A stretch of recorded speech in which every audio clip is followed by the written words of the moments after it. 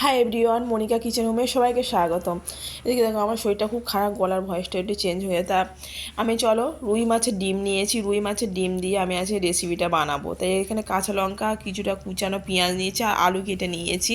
তা ডিম, মাছের ডিমের এইভাবে রান্না করলে আমার বাড়িতে বাচ্চাগুলো খায় না, তাই মাছের ডিম, তা আমি এইভাবে রান্না করলে ওরা মাছের ডিম ধরতেই পারে না, বুঝতেও পারে না। আমি ডিমটা নিয়ে নিয়েছি, প্রথমে কাঁচা লঙ্কা আর কুচানো পেঁয়াজগুলো নিয়ে নিয়েছি, ম্যারিনেট করে নেবো। ডিমটাকে ভালো করে ফেটিয়ে নেব। ফেটিয়ে নেওয়ার জন্যে এদিকে তোমার একটু স্বাদ মতো নুন দিলাম।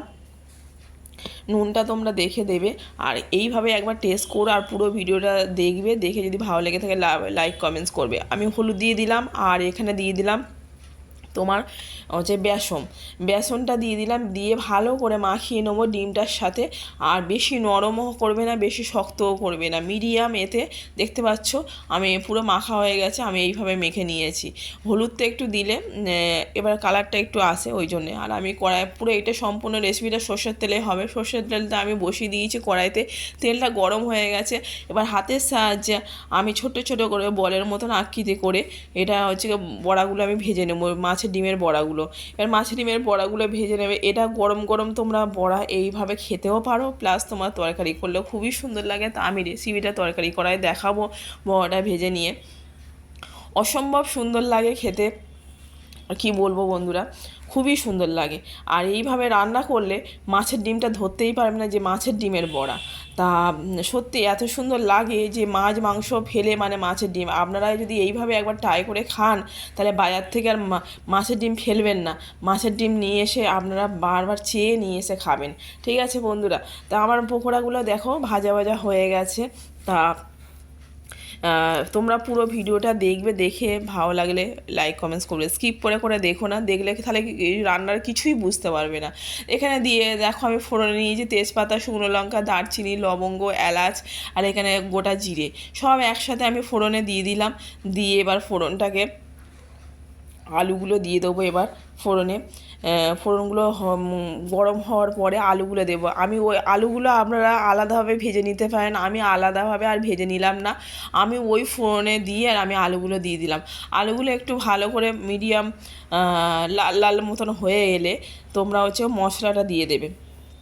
মশলার মধ্যে আমি এখানে পেস্ট করেছি, মশলাটা দেখালাম না, সেই মশলাটা পেস্ট করে নিয়েছি। এখানে নিয়েছি আদা, রসুন, পেঁয়াজ, গোটা জিরে, কাঁচা লঙ্কা আর শুকনো লঙ্কা একসাথে পেস্ট করে নিয়েছিলাম। একসাথে পেস্ট করে আমি মশলাটা দিলাম। তা দিয়ে ভালো করে মশলাটা কষিয়ে নিতে হবে, দেখতে পাচ্ছ। আর তেলটা একটু বেশি পরিমাণে দেবে, তবে খেতে সুন্দর লাগে। এটা মাংসর মতো কষালে না খুবই সুন্দর লাগে মাছের ডিমের এই বড়া করে। আর এদিকে আমি টমেটো দিয়ে দিলাম। টমেটো দিয়ে ভালো করে একটু নাড়তে চাড়তে হবে। তারপর গোটা চেরা কাঁচা লঙ্কা দিয়ে দিলাম। এটা ঝাল ঝাল হবে, খেতে সুন্দর লাগে। নুন একটু অ্যাড করে দিলাম, আর তোমার হলুদ দিয়ে দিলাম। দিয়ে ভালো করে টমেটোগুলো সেচ করে দিতে হবে। ভালো করে এরকম মশলার সাথে কষিয়ে নিলে কি হয়, টমেটোটা দেখো মাখা মাখা হয়ে গেছে। তেলটাও অনেকটা আমার ছেড়ে দিয়েছে, মশলাও অনেকটা কষানো হয়ে গেছে। এবার মশলা আমার প্রায় কষানো হয়ে গেছে। কষানো কমপ্লিট হয়ে গেলে তেলটা যখন ছেড়ে দেবে তখন তোমরা যে জল অ্যাড করবে। জলটা আমি দিয়ে দিলাম একটু বেশি পরিমাণে। জলটা আমার ঢাকা দিয়ে আমি নিয়েছিলাম, ফুটে উঠেছে। ফুটে উঠলে আমার আলুগুলো সিদ্ধ হয়ে গেছে। আমি মাছের ডিমের বড়াগুলো আমি এবার আস্তে আস্তে দিয়ে দিলাম। দিয়ে আমি খানিকক্ষণ আরও 5 মিনিট মতন একটু একটু ফুটিয়ে নেবো। ফুটিয়ে নিয়ে এলে এবারে ভালো করে এবার ঝোল ঝোল একটু রাখবে। চিনি অ্যাড করলাম আমি একটু, নামানোর সময় চিনি অ্যাড করলাম। চিনি অ্যাড করলে কী হয়, ব্যালেন্সটা ঠিক থাকে, এর স্বাদটা একটু চেঞ্জ হয়।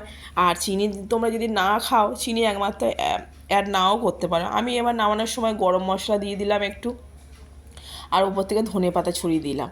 তা কেমন লাগলো জানিও বন্ধুরা আমার রেসিপিটা। মাছের ডিমের এইভাবে, যে কোনো মাছের ডিম, রুই মাছ হলো আর কাতলা মাছ বলে, যে কোনো মাছের ডিম নিয়ে তোমরা এইভাবে ট্রাই করতে পারো। খুবই সুন্দর লাগে, অসম্ভব সুন্দর। আর খেতে এত সুন্দর লাগে কি বলবো বন্ধুরা, গরম গরম ভাতের সাথে জাস্ট জমে যাবে সেই স্বাদ।